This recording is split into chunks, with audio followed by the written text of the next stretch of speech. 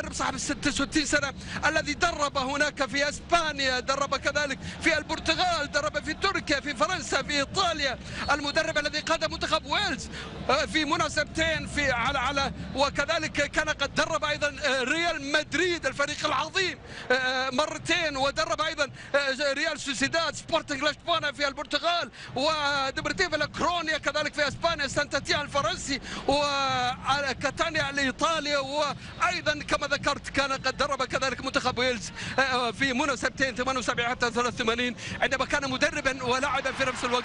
بعد ذلك ايضا قاد هذا الفريق منتخب ويلز من 2004 حتى 2014 كمدربا ومحاوله، وهو الذي حمل بطوله الدوري المغربي مع فريق نادي الوداد الموسم الماضي. والكره توصل على طول، واضح تماما احبتي الكرام، الوداد بالقمصان البيضاء على يسار الشاشه، هجمه خطيره للوداد، تسديد، ولكن الكره تروح من فابريس اللي بعرف الصوره اللي كورها اللقطه الماضيه، محاوله ولا اروع، تمريره ولا اجمل كانت لي. هذا هو فابريس الكونغولي، اللاعب الذي كانت جماهير الوينرز تترقب نعم ان يسجل في اول دقيقه من عمر هذا اللقاء، ولكن هذا هو الان فابريس اللاعب الذي كان حاضرا الموسم الماضي ولكن لم يكن يعني على مستوى التحدي الموسم الماضي، ولكن هذا الموسم اقتنع تماما فيه السيد تشوشك، وبالتالي دفع فيه، خاصه اذا ما عرفنا أن هناك نعم يعني انتقالات قوية وقوية جدا بالنسبة لفريق نادي الوداد هذا الموسم. الوداد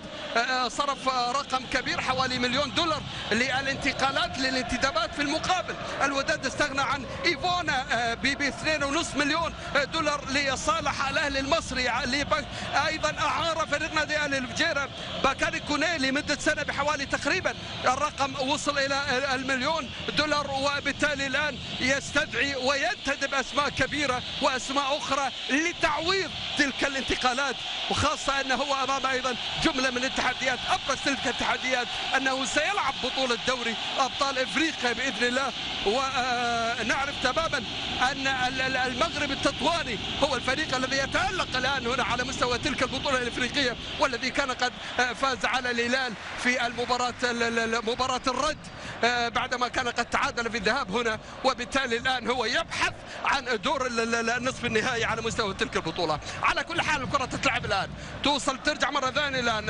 لقلب الدفاع بعرض الملعب، تلعبت للعطوشي، يلعبها ياخذ كرة مباشرة، تمريرة أمامية طويلة خطيرة لصالح فريق نادي الوداد. هذا هو يسيطر على كرة، يا ولد الكرة مع فابريس، يحاول يمر، خطير فابريس، ولكن أيضا الكرة تتخلص تعود لصالح فريق نادي العين، ترجع مرة ثانية، ولكن أيضا الكرة لا زالت مع فريق نادي الوداد البيضاوي، يسيطر على كرته. هذا هو الظهير ياسين الكردي، يلعبها، كرة تعود مرة ثانية، تمريرة أمامية لصالح الوداد، ولكن الكرة تتخلص من قبل إسماعيل أحمد اللي معنا بالصورة، تروح خارج الملعب ورمي تماس. ياسين الكردي الظهير الشمال، ياسين الكردي.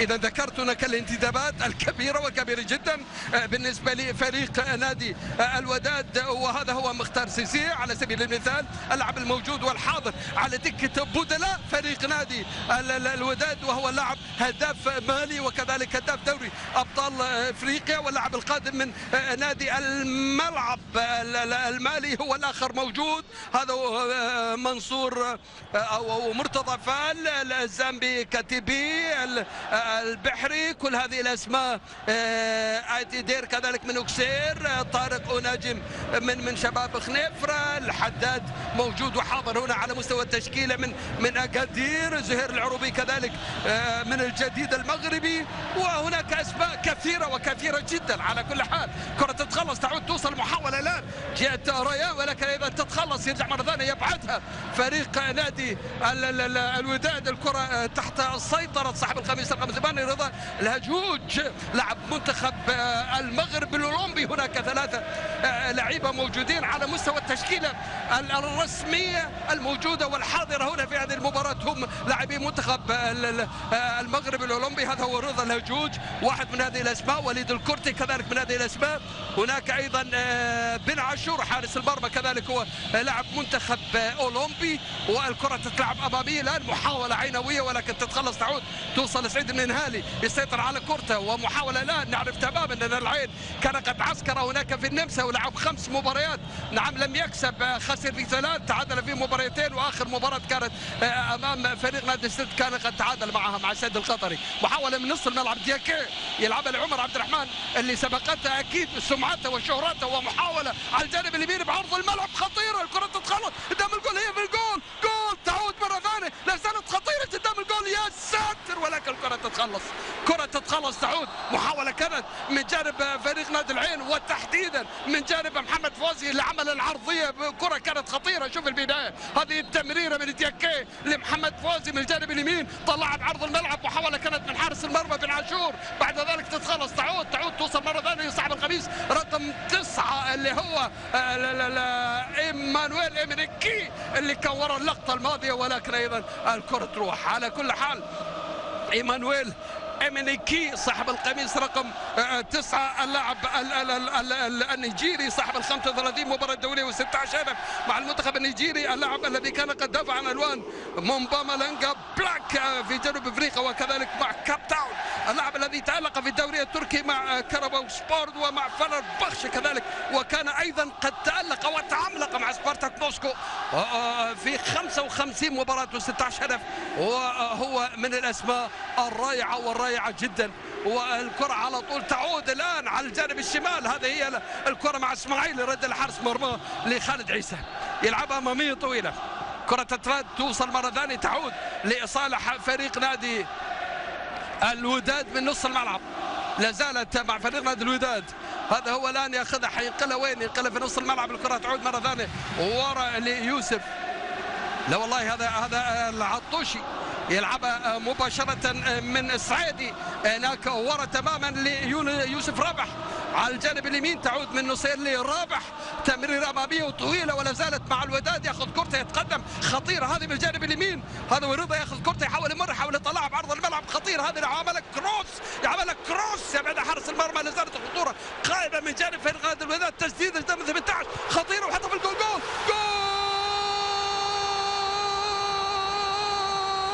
هذا هو الآن، نعم واضح تماما، الكرة توصل وهدف جميل ورائع تماما لصالح فريق نادي الوداد في أول تقريبا 7 دقائق من زمن الشوط المباراة الأول من كرة، قلت لك الخطورة كانت واضحة والبداية كانت واضحة والنهاية كانت خطيرة وجميلة، وهذا هو من سجل هدف صاحب القميص رقم 28 نصير الظهير اليمين اللي كان ورا اللقطة الماضية، وبالتالي الآن الوداد يتقدم بهدف للظهير اليمين نصير. شوف اللقطة، تعود توصل قدام الجول نصير والمتابعة وبدون تغطية كانت إطلاقا الكرة، هنا التمريرة، هنا المحاولة، هنا بعد ذلك نصير اللي يتدخل ويسجل في دقيقة 7 هدف لصالح الوداد، وبالتالي الوداد الآن يتقدم الوداد البيضاوي على حساب العين بهدف دون رد. هنا طبعا واحد من الجماهير الصغيرة والتي نعم ستكبر أيضا دائما بحب هذا الفريق، حب فريق نادي الوداد، الفريق كما ذكرت التاريخي والفريق الرائع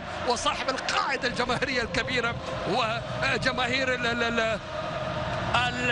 الوينرز، تبحث دائما عن الوينرز، تبحث عن المكسب في كل مكان وامام اي فريق. محاوله الان لصالح فريق نادي العين للعوده الى المباراه، هدف لصالح فريق نادي الوداد، عموري الكره معاه يطلعها بعرض الملعب، الكره تصطد تروح خارج الملعب وضربه ركنيه، وهذا هو عموري اللي معنا بالصوره اللي كان ورا اللقطه الماضيه اللي حاول انه هو يعمل كروس، ولكن ايضا بعد ذلك الكرة تروح خارج الملعب وضربة ركنية لصالح فريق نادي العين. إذا أول 8 دقائق من زمن شوط المباراة الأول هنا في كأس الصداقة الإماراتية المغربية، وحتى الآن العين متأخر أمام الوداد البيضاوي بهدف دون رد، كان بإمضاء الظهير اليمين نصير في لقطة كانت ولا أروع، في محاولة كانت جميلة جدا، في عدم رقابة كذلك من لاعبي فريق نادي العين على نصير اللي وجد نفسه أمام المرمى وبالتالي سجل. إبراهيم دياكي اللي معنا في الصورة يظل هو كابتن فريق نادي العين هنا في هذه المباراة. على كل حال هذا هو بن عاشور يلعب الكرة توصل على الجانب اليمين، لا زالت مع فريق نادي الوداد. تمرير أمامية، جماهير تترقب هنا على مستوى الحضور في هذا الملعب في استاد محمد الخامس. جماهير كذلك تنتظر هناك خلف الشاشات. خطيرة ولكن في حارس المرمى بن عاشور. هذا هو بن عاشور اللي معنا في الصورة، لاعب منتخب المغرب الأولمبي، واحد من الأسماء التي نعم يثق فيها السيد توشك الويلزي مدرب فريق نادي الوداد، المدرب الذي ساهم في حصول فريق نادي الوداد على بطولة الدوري المغربي الموسم الماضي، وهو اللقب رقم 13 لهذا الفريق العريق لصاحب التاريخ وصاحب الصولات وصاحب الجولات، فريق الذي يمتلك قاعدة جماهيرية كبيرة وكبيرة جدا على مستوى المغرب وكذلك أيضا على مستوى الوطن العربي. معموري، كرة تعود توصل على نص الملعب. باستوس ياخذ كرة الآن، تمريرة لعموري، محاولة من نص الملعب، محاولة مرور، كرة تتخلص تعود توصل مرة ثانية لحارس المرمى اللي بن عاشور اللي يلعبها أمامية وطويلة. رأسية، هذا محمد فوزي، رد لحارس مرمى خالد عيسى، طبيعي ما يقدر يمسكها. كرة معاه الآن، واضح تماما تقريبا الساعة تروح لدقيقة 11 من زمن شوط المباراة الأول، وحتى الآن التعادل الوداد يتقدم على حساب العين بهدف دون رد هنا في هذه المباراة في كأس الصداقة الإماراتية المغربية. كانت في محاولة عيناوية يعني خطيرة جدا لمحمد فوزي بتمريرة كانت من دياكي بعرضية، ولكن أيضا المتابعة لم تكن على مستوى الحدث بالنسبة لإيمانويل إيمينيكي اللي كان بإمكانه أنه يسجل هدف ويفتتح التسجيل في هذه المباراة لصالح العين، ولكن بعد ذلك يعود فريق نادي الوداد ويقود اللي هو ياسين الكردي هجمة، بعد ذلك العرضية ثم المتابعة كانت من الظهير اليمين نصير اللي سجل هدف المباراة الوحيد حتى الآن. إذا حنشوف المباراة حتى الآن هذه تماما باستثناء الهدف اللي سجل في الدقيقة 7 من زمن هذا الشوط، أي شوط المباراة الأول.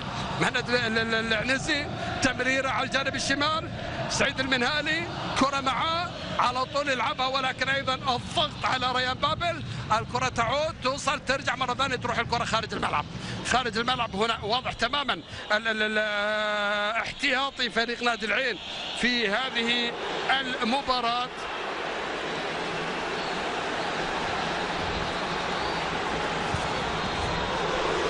وهجمة، ولكن الكرة تروح خارج الملعب، وضربة ركنية هي لصالح، لا والله ضربة مرمى، حكم المباراة حسبها ضربة مرمى. على كل حال هنا طبعا شوف الهجمة كانت قوية تماما، ولكن التمريرة ولا أروع من إسماعيل حداد على الجانب اليمين بعرض الملعب، ولكن أيضا ما كانت في متابعة قوية بالنسبة لفريق نادي الوداد. كرة تعود ترجع مرة ثانية، محمد سالم يلعبها على نص الملعب لباستوس، لاعب الارتكاز، تمريرة لعموري لباستوس، ياخذ كرة الآن، تحضير من نص الملعب بالنسبة لباستوس، على طول يلعبها. الكرة تتمرر على الجانب الشمال الآن، حتوصل خطيرة، ولكن إذا الكرة تتخلص تروح خارج الملعب وضربة مرمى. هذا هو سعيد المنهالي اللي معنا في الصورة. إذا هنا واضح بن عاشور، وضربة ركنية لصالح فريق نادي العين. عموري على التنفيذ، هذا هو عموري اللي معنا في الصورة. عموري طبعا لو تلاحظ يلعب على الجانب الشمال، الكرة تتخلص تعود ترجع مرة ثانية لمنهالي، ياخذ كرة يلعبها لعموري. عموري حطلها عالية وعرضية وخطيرة ورش تتشات، ولكن الكرة تروح من إبراهيم الدياكي اللي معنا في الصورة على الطاير لعبها، وكان بإمكانه أن تكون هدف التعادل لصالح فريق نادي العين، ولكن الكرة على طول تروح جنب القائم خارج الملعب أو جنب العارضة. هنا عموري، وكرة عموري عدت من كل اللاعبين باستثناء دياكي اللي لعبها، ولكن الكرة تروح منها خارج الملعب. وهنا طبعا المقصورة الرئيسية بالاستاد محمد الخامس، وذكرت الشيخ عبد الله بن محمد بن خالد الهيان حاضر، كذلك هناك ايضا سعاده القنصل احمد المحيربي ايضا هو الاخر حاضر، وهناك اسماء عينويه حاضره، محمد بن بدوه، محمد سالم بن عمير، محمد بن هزام هو الاخر حاضر، كل هذه الاسماء حاضره. وهناك رئيس الاتحاد المغربي لكره القدم، رئيس نادي الوداد كذلك حاضر، سعيد سعيد الناصري.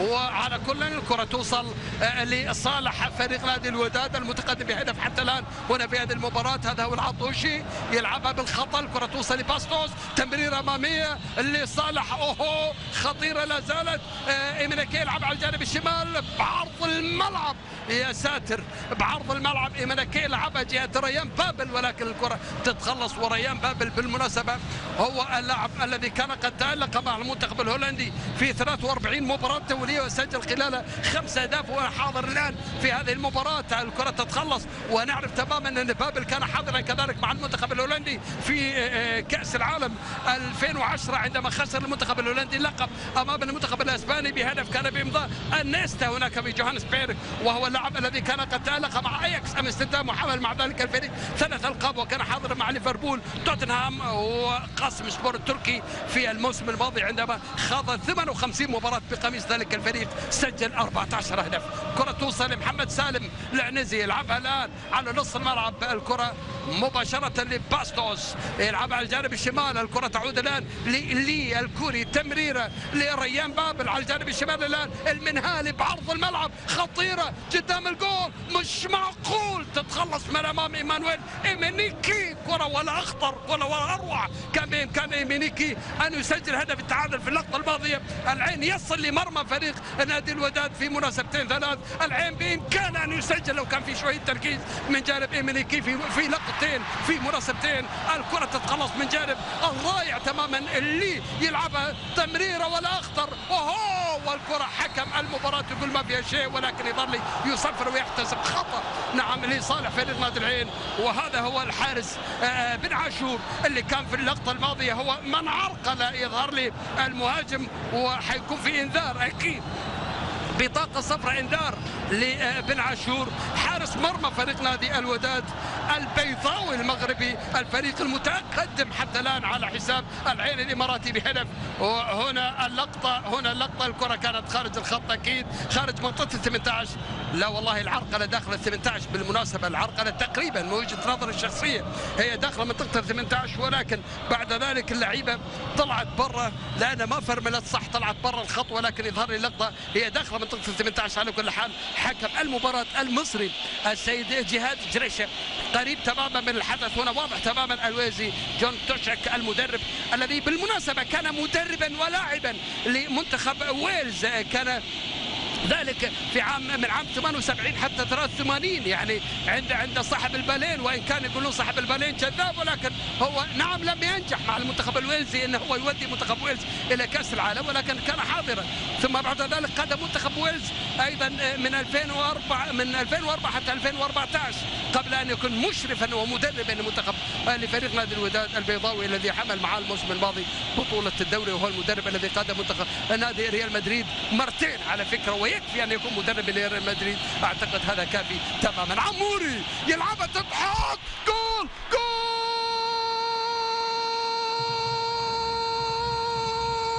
عن طريق عموري يعيد العين الى المباراة هنا باستاد محمد الخامس بهدف التعادل من تسديده ضربة حرة مباشرة تباغت بن عاشور، وبالتالي يتدخل فريق نادي العين ويقف أحمد نجاح شاهدا على نجاح عموري شاهدا على هدف عموري، شاهدا كذلك على التسديد الرائع. يا ساتر يا لطيف، الكرة تتحول على الشمال بن عاشور، لاحظ هذه هي الآن تتحول على الشمال بن عاشور، وبالتالي بن عاشور نعم مرمى يستقبل هدف التعادل 1-1 العين والوداد البيضاوي في استاد محمد الخامس، في لقاء الصداقة، في لقاء العلاقة، في لقاء المحبة بين المغرب والإمارات.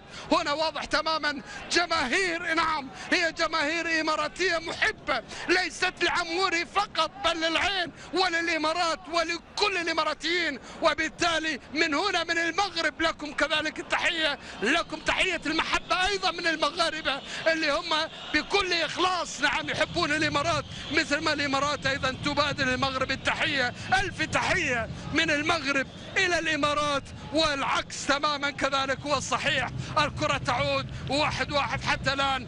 المباراة تعود إلى التعادل عن طريق عموري بهدف التعادل في الدقيقة تقريبا 17 من زمن شوط المباراة الأول. إذا 10 دقائق هو الفاصل، 10 دقائق هي الفاصلة بين هدف فريق نادي الوداد وهدف فريق نادي العين، هدف التعادل.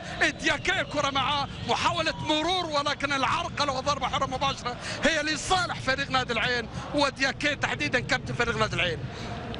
إذا 1-1 هنا في هذه المباراة. التعادل 1-1 في لقطة كانت ولا أروع عن طريق عموري، في تسديدة كانت ولا أجمل. نعم يا لطيف يا سلام. شوف الجماهير، الله الله على هذه الجماهير، الله على هذه الجماهير المحبة، الله على الوينرز، الله على الوداد، الله على عشاق المغرب، الله على نعم من يمتلك حب النادي بهذا الكم وبهذه الطريقة. الله عليكم الله. الكرة تعود توصل خطيرة ولكن إذا تتخلص وتروح خارج الملعب. والله لابد أن نشاهد مدى قيمة هذه المحبة ومدى قيمة هذا التواصل ومدى قيمة هذه العلاقة هنا بين الوداد وبين لاعبيه، بين التاريخ وبين الإنجاز، بين العين وجماهيره كذلك، بين التاريخ والأرقام في سجلات فريق نادي العين التي تبقى حاضرة وشاهدة على مرور التاريخ. محاولة الآن كرة توصل لحارس المرمى ولكن هذا هو بن عاشور اللي خلصها، بن عاشور اللي خلصها. إذا 1-1 حتى الآن في مباراة أستطيع أن أقول أن الجماهير هي قمتها، أن الجماهير هي حلاوتها، أن الجماهير هي من زينت هذا اللقاء، أن جماهير الوداد فعلا هم وداد المحبة، وداد الإخلاص، وداد الأمة، هم جماهير الأمة، هي جماهير الوداد أمام الزعيم في هذه المباراة. محاولة تمريرة خطيرة توصل يا لطيف، ريان بابل يلعبها، يحاول يسدد، الكرة تتخلص من أمام بابل وتعود وترجع مرة ثانية على الجانب اليمين. إذا يرجع يحاول يسيطر عليها رضا الهجهود، ياخذ كرة يحاول يمر، خطير هذا اللاعب، إمكانياته حلوة، لاعب منتخب المغرب الأولمبي على نص الملعب، يا وليد الكرتي يلعبها أمامية طويلة ولكن أيضا تتخلص على طول الكرة. وهنا طبعا إسماعيل المدافع الدولي الإماراتي الأقصى وابعدها وبالتالي الكرة تروح خارج الملعب. رمي تماس، رمي تماس تتلعب توصل جهة الهجوج، الهجوج الكرة معاه ياخذ كرة تعود توصل على الخط تماما، تقصد تبعد تروح خارج الملعب. ورمي تماس لصالح فريق نادي الوداد. 22 دقيقة لعب زمن الشوط المباراة الأول والتعادل حتى الآن 1-1 هنا بين كل من الوداد البيضاوي المغربي ممثل الكرة المغربية والعين الإماراتي ممثل الكرة الإماراتية في هذه على هذه الكأس، كأس الصداقة الإماراتية المغربية هنا في استاد محمد الخامس في كازابلانكا في الدار البيضاء في معقل هذا الفريق بين هذه الجماهير الكبيرة. محاولة على الجانب اليمين خطيرة لصالح الوداد بعرض الملعب ولكن الكرة تقصد تبعد تماما، الكرة تروح خارج الملعب. صدقوني اليوم من الساعة 8 الصبح جماهير الوداد موجودة وحاضرة هنا في هذا الملعب، جماهير الوداد الجماهير الوفية المخلصة لهذا الفريق أبت إلا أن تتواجد من 8 الصبح. تخيل من 8 الصبح.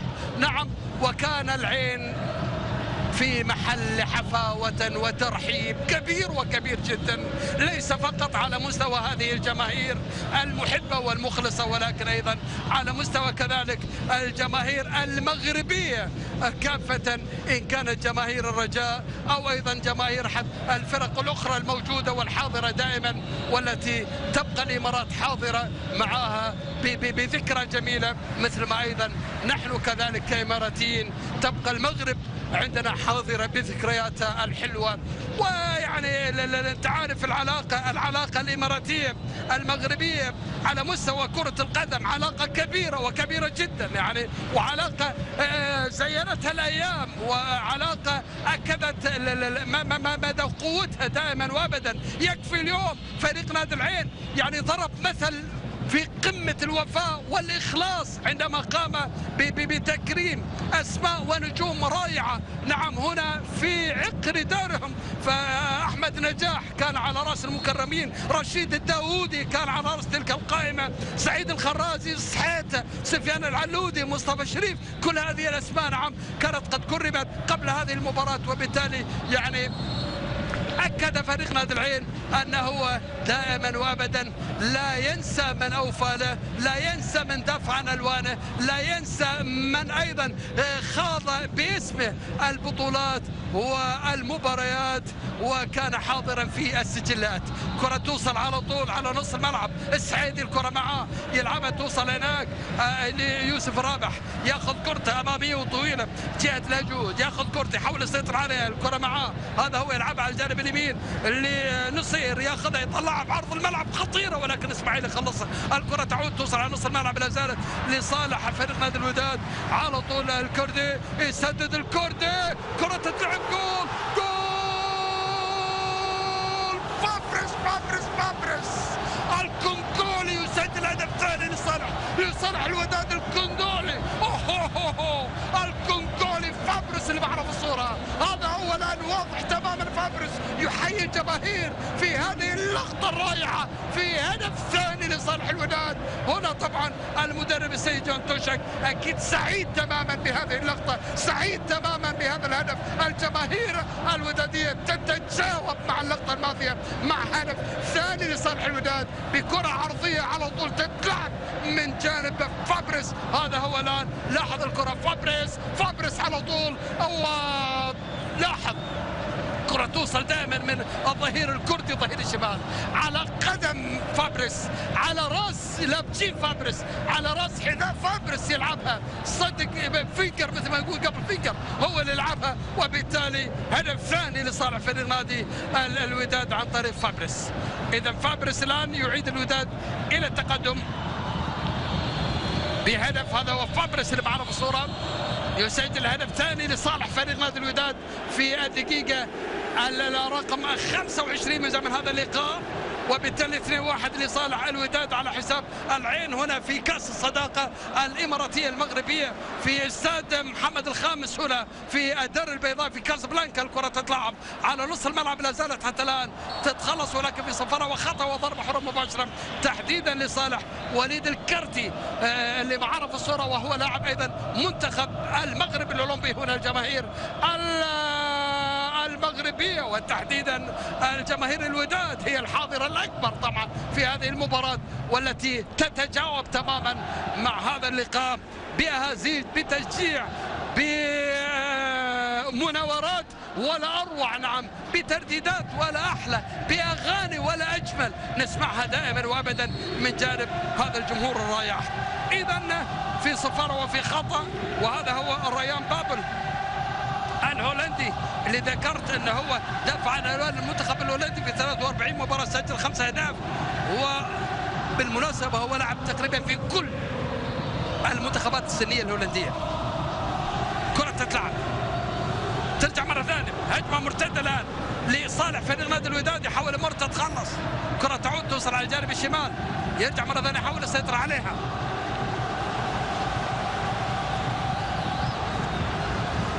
يحاول يعدي، يطلعها بعرض الملعب، تتلعب ولكن تروح خارج الملعب وضربة مرمى. إذا ضربة مرمى هي لصالح فريق نادي العين، ضربة مرمى لصالح فريق نادي العين، وهذا هو خالد عيسى اللي يكون على التنفيذ، على طول يلعبها أمامية، الكرة توصل عينوية لا زالت حتى الآن مع باستوس لاعب الارتكاز الثاني اللي يلعب بجانب الكوري لي ميونغ جو. الكرة تعود الآن ترجع مرتدة خطيرة لصالح فريق نادي الوداد، خطيرة من الجانب الشمال، يحاول يسدد، عدى من الأولاني، يحاول يطلعها بعرض الملعب، الكرة تعدي فابريس، تروح متابعة الآن من جانب رضا الهجوج، يلعبها يحاول يمر، الكرة يردها ورا الآن، الكرة لا زالت والخطورة لا زالت قائمة من جانب فريق نادي الوداد على نص الملعب، تمريرة من النقاش يلعبها هناك على الجانب اليمين، ولكن الكرة طول تروح خارج الملعب وضربة مرمى. وهنا طبعا واضح تماما الظهير الشمالي سعيد المنهالي اللي كان عامل التغطيه. لاحظ المحاوله كانت من جانب صاحب القميص رقم 25 اسماعيل حداد، اللاعب القادم من نادي حسنيه غدير، وهو واحد من الاسماء الجديده التي تم انتدابها هنا استعدادا لهذا الموسم الطويل والشاق، على اعتبار ان فريق نادي الوداد لن يكون فقط يعني ممثلا لن يكون فقط يستعد على مستوى الدوري المحلي، ولكن يستعد كذلك على مستوى دوري ابطال افريقيا مثل ما هو الحال بالنسبه لفريق نادي العين، الفريق الذي يستعد كذلك وسيحارب على اكثر من جبهه، ان كان على الجبهه المحليه في 3 مناسبات او في 3 مسابقات، الكاس والدوري وايضا كاس المحترفين او كاس الخليج العربي، وايضا هناك سيكون حاضرا باذن الله في دوري ابطال اسيا محاوله، ولكن الكره تعدي تروح خارج الملعب، وحكم المباراه يحتسب ضربه مرمى هي لصالح فريق نادي الوداد. اذا احنا قريبين من النص ساعه الاولى من زمن شوط المباراه الاول، هو فريق نادي الوداد البيضاوي المغربي لا زال يتقدم على فريق نادي العين بهدفين مقابل هدف.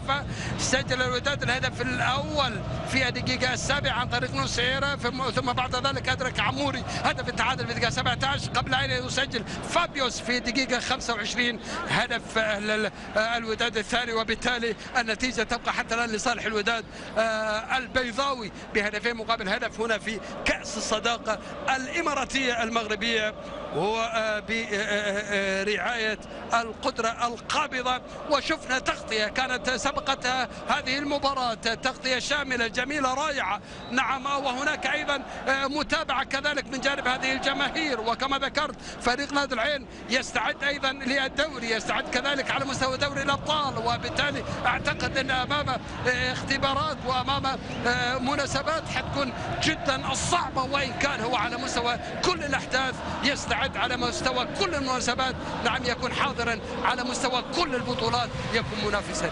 إذا هذا عموري من سجل هدف التعادل قبل أن يعيد فابرس الوداد إلى التقدم بهدف كان جميل كذلك من كل عرضية، ودائما يبقى الكردي هو وراء المحاولتين بالمناسبة، وراء المحاولة الأولى وراء المحاولة الثانية، أي يعني وراء الهدف الأول والهدف الثاني يبقى دائما ياسين الكردي هو من يحضر من الجانب الشمال. على كل حال الكرة تعود الآن، لا زالت حتى الآن لصالح فريق نادي الوداد من الجانب اليمين، الكرة وراء يوسف رابح يلعبها بعرض الملعب، العطوشي الكرة معاه على مستوى الارتكاز، الكرة توصل لياسين الكردي، الكردي يتقدم تمريرة أمامية، محاولة الآن للكردي ولكن الطويلة يحاول يسيطر عليها، يطلعها بعرض الملعب، ولكن الكرة توصل سهلة، يظهر لي عدة خط المرمى وخارج الملعب.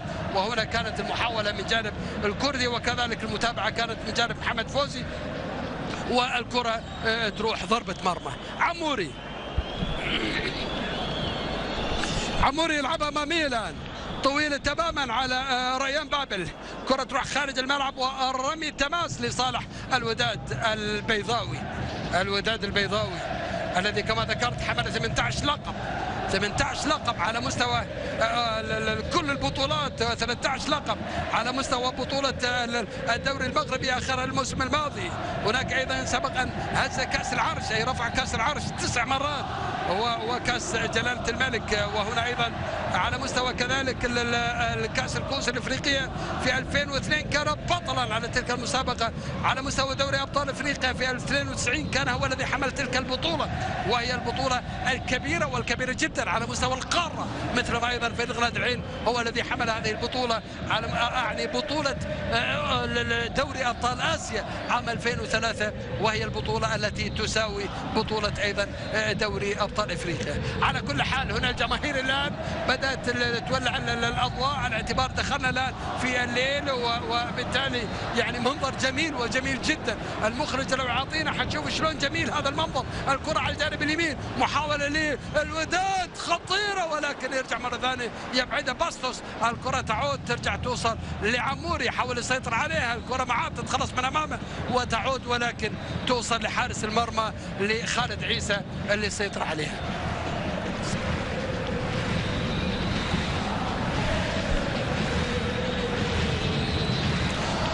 إذا خالد يلعبها، هذا هو العنزي، باستوس، عينوية لا زالت، اسماعيل على نص الملعب دياكي، كرة معاه حيلعبها وين؟ هناك لمحمد سالم العنزي، الكرة معاه على طول تتلعب. على كل حال الامارات لقاءاتها مع المغرب دائما وابدا ما تكون لقاءات مثيره وجميله، لقاءات تعددت على مستوى الانديه والمنتخبات، خطيره على الجانب الشمال، السدد ولكن يبعد حارس المرمى خالد عيسى خارج الملعب، ضربه ركنيه كانت محاوله ولا اروع من جانب فريق نادي الوداد على الجانب الشمال، ولكن ايضا حضور وتالق من جانب خالد عيسى. هذا هو اللي معنا في الصوره صاحب القميص رقم 25 وهو اللاعب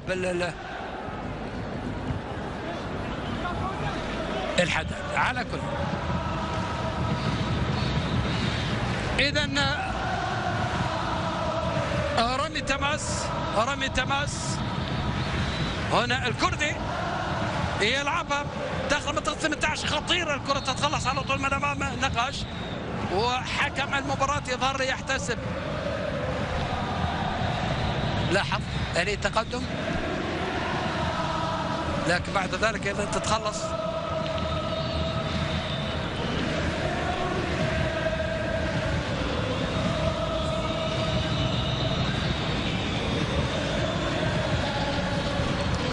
اذا الكره تتلعب الان، توصل لعموري، يحاول يتقدم، تمريره خذوها ترجع مره ثانيه لعموري، خطيره على طول إمينيكي، ولكن ايضا تتخلص من امام ايمانويل إمينيكي. الكره تعود الان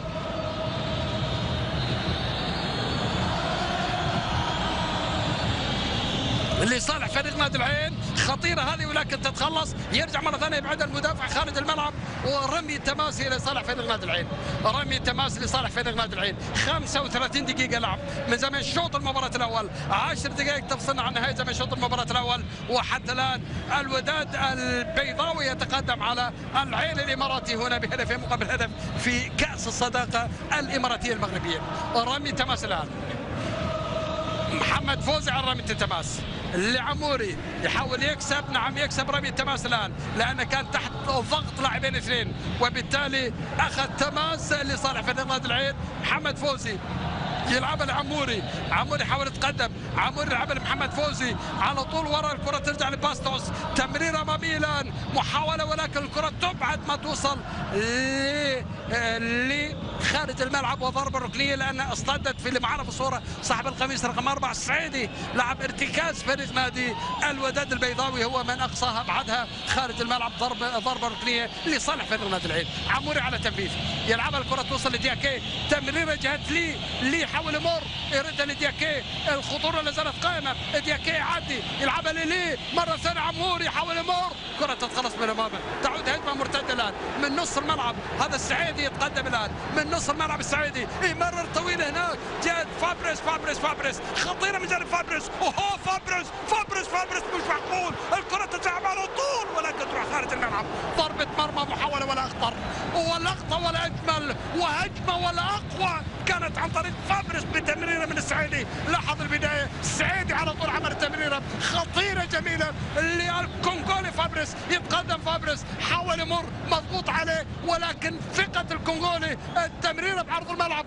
بعد ذلك المتابعه كانت وين؟ ابدا تروح الكره خارج الملعب، وضربه مرمى هي من جانب فريق نادي الوداد في لقطه كان يفترض ان يسجل الوداد الهدف الثاني. هذا هو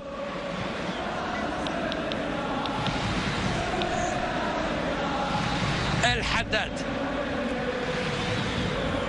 إذا إسماعيل الحداد اللي كان وراء اللقطة الماضية كان بإمكانه أن يسجل، والكرة على طول راحت خارج الملعب. على كل حال اسماعيل الحداد بالمناسبة يعني في القائمة رقم 29 وهنا في الملعب هو رقم 25، وبالتالي يعني يحسب على من سجل. على كل كرة بعرض الملعب الآن تتعمل توصل مباشرة لصالح، إذا ضربة حرة مباشرة لإدياكي. والله حر موت يعني لو الواحد يشوف كيف قاعدين احنا نسبح من العرق، من الحر، من الموت في كابينة التعليق، كبائن بلا مكيفات اطلاقا. على كل حال ضربة حرة مباشرة لصالح فريق نادي العين، هنا واضح تماما البرازيلي باستوس اللاعب القادم من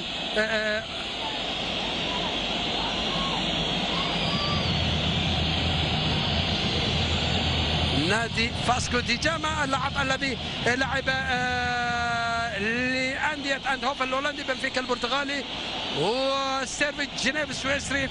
اللاعب الحاضر مع فاسكو دي جاما البرازيلي، حمل معه كاس البرازيل، الكرة تروح خارج الملعب. هذا هو الذي حمل مع فريق فاسكو دي جاما البرازيلي كاس البرازيل في 2011، الفريق الذي دافع عن عنوان جريميو ولعب للمنتخبات السنية البرازيلية فقط. على كل حال محاولة تسديد كانت من جانب باستوس لاعب ارتكاز فريق نادي العين كما ذكرت استغنى عن خدمات كل من جيان الذي ذهب هناك للدوري الصيني، إيكوكو ستوتش، وبالتالي عوض تلك الأسماء بأسماء جديدة على رأس هذا هو البرازيلي باستوس، النيجيري إيمانويل إيمينيكي، والهولندي ريان بابل. هنا عموري اللي معنا في الصورة، اللاعب الذي يعول عليه السيد زالاتكو مثل ما يعول عليه كذلك منتخب الامارات، ومحاولة خطيرة ولكن بتحارس المرمى واظهار لي في صفارة وفي فاول، مثل ما يعول عليه مهدي علي مدرب منتخب الامارات. وهناك طبعا كلام الان حول مسألة دورة الخليج وتقام او لا تقام. على كل حال سلامات لابراهيم دياكي، سلامات لحارس المرمى بن عاشور، واعتقد يعني في كلام قوي ان قد تقام هذه البطولة في موعدها هناك وفي مكانها هناك في الكويت. وعلى كل حال نحن لا زلنا حتى الان بين ان تقام وتقام، بين هذا وبين ذاك، ولكن الامل ان تقام باذن الله هناك في الكويت، وبالتالي تستمر تلك البطوله التي تبقى هي صاحبه العلاقه المميزه والتواصل بين ابناء الخليج في كل قطر خليجي. على كل نحن ايضا الان هنا في علاقه الصداقه، في علاقه المحبه، في علاقه التواصل بين الاماراتيين والمغاربه على مستوى كره القدم وعلى مستوى كل المستويات والأصعدة والمناسبات. وبالتالي كرة القدم هي واحدة من أجمل هذه المناسبات، في كثير من هذه اللقطات، في جملة من المواعيد المهمة تبقى الكرة الإماراتية والمغربية حاضرة. بالمناسبة يعني منتخب المغرب من المنتخبات الرائعة والجميلة، ولن ننسى 86 عندما عبر المنتخب المغربي هناك وبلغ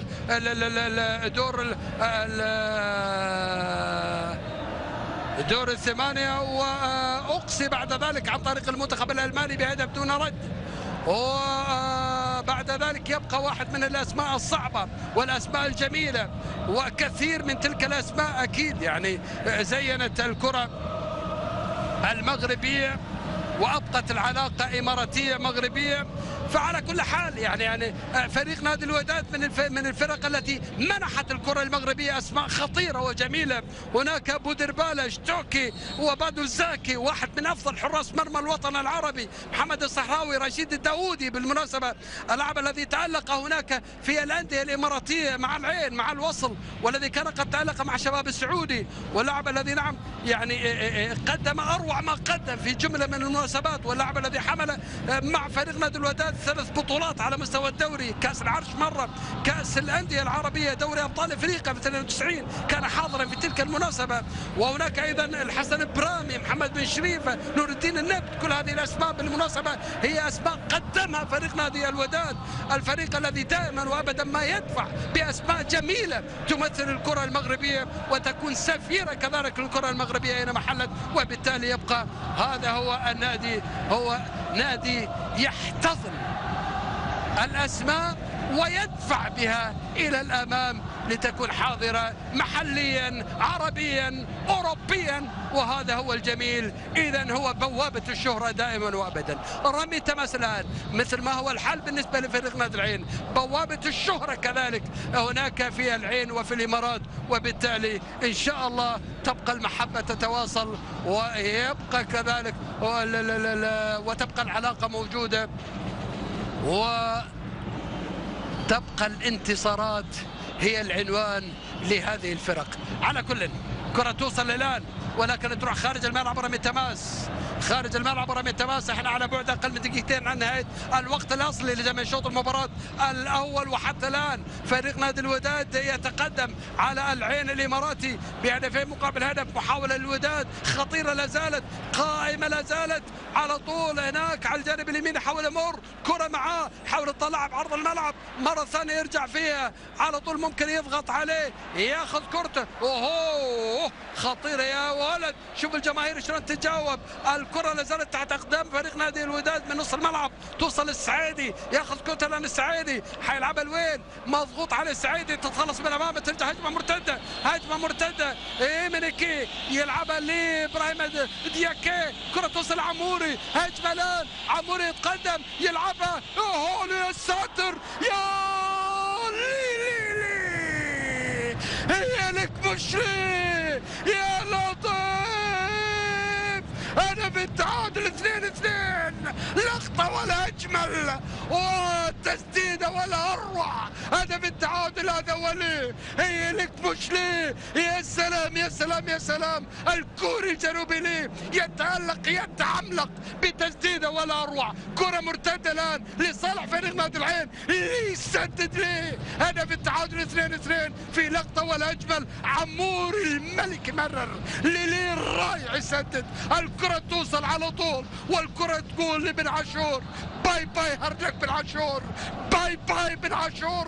الكرة تدخل على طول لبن عاشور في بن عاشور، وبالتالي 2-2 لي ميونغ تشو. هي لك مش لي بهدف ولا اروع، بتسديده ولا اجمل، بهدف واحد من اجمل اهداف هذه المباراه. اذا الكوري لي ميونغ تشو يسجل، هذا هو المتالق القادم من نادي يوانغ ستيلرز الكوري، اللاعب الذي دافع عن الوان المنتخب الكوري في 14 مباراة، سجل هدف دولي واحد. اللاعب الذي كان حاضر الموسم الماضي مع فريق نادي العين، وحمل مع فريق نادي العين البطولة رقم 12 لهذا الفريق الرائع، لهذا الفريق الذي يتألق ويتعملق بقوة في كل المناسبات. وبالتالي الزعيم يبقى زعيم هناك في الإمارات، هنا في المغرب، في كل مكان، أينما حل، أينما تواجد، أينما حضر. إذا الآن على طول تمريرة أمامية لصالح فريق نادي الوداد، يلعبها بعرض الملعب، ولكن خالد عيسى يسيطر عليها. احنا نلعب في الوقت بدل الضايع لزمن شوط المباراة الأول. 2-2 خطيرة تتلعب يا ساتر، والكرة تروح خارج الملعب، خارج الملعب. هذا هو إيمانويل إمنيكي النيجيري اللي معنا في الصورة، اللي كان بإمكانه أن يسجل هدف ثالث لصالح فريق نادي العين. لاحظ الكرة هنا على طول من حارس المرمى، شوف المتابعة، إيمانويل يحاول الكرة طول رغم المتابعة، رغم الضغط من جانب النقاش، رغم السيطرة، ولكن وين الكرة تروح خارج الملعب. طالت عليك يا نيجيري، طالت عليك، معلش ترجع مرة ثانية، ترجع وتعيدها وتاخذها أفضل، وبعرض الملعب خطيرة بالراس، توصل مرة ثانية. الريان بابل، الكرة مش معقول. باستوس مرة ثانية، الكرة معه باستوس، يحاول عادي باستوس يلعبها، ولكن إذا تتخلص هناك في صفارة وفي خطأ وضربة حرة مباشرة. ضربة حرة مباشرة.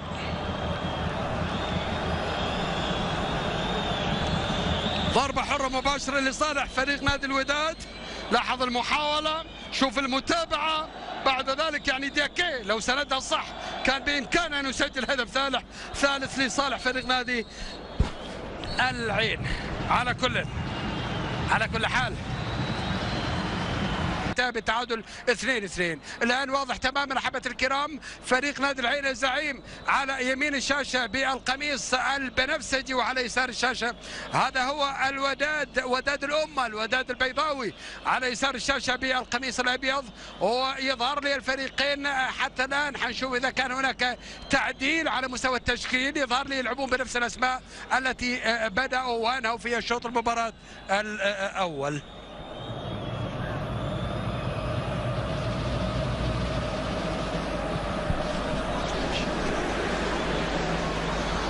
الكرة الآن تعود توصل لفريق نادي العين مباشرة. جاء سعيد من المنهالي يلعبها على نص الملعب اللي صاحب هدف التعادل الثاني لفريق نادي العين لإبراهيم دياكي. ياخذ كرة دياكي، تمرير أمامية عموري دياكي، الكرة عينوية لا زالت على طول. الآن محاولة عن طريق الريان يلعبها على الجانب اليمين، لا زالت حتى الآن عينوية إماراتية. محاولة الآن لإسماعيل أحمد يتقدم مدافع منتخب الإمارات وفريق نادي العين. جاءت عموري، الكرة تعود توصل للبرازيلي باستوس، واحد من الأسماء الجديدة على مستوى تشكيل فريق نادي العين. إبراهيم دياكي يلعب على الجانب اليمين لمحمد فوزي، يحاول يتقدم فوزي، الكرة معاه يحاول يعدي، مضغوط عليه، مسكرة زاويته وسكر عليه الطريق، وبالتالي يعود مرة ثانية. الآن يعود وعودة أيضا لفريق نادي العين على مستوى الخط الخلفي. الكرة توصل لإسماعيل يلعبها جهة دياكي، الكرة تتلعب توصل لعموري، عموري ياخذها يرسلها أمامية. الآن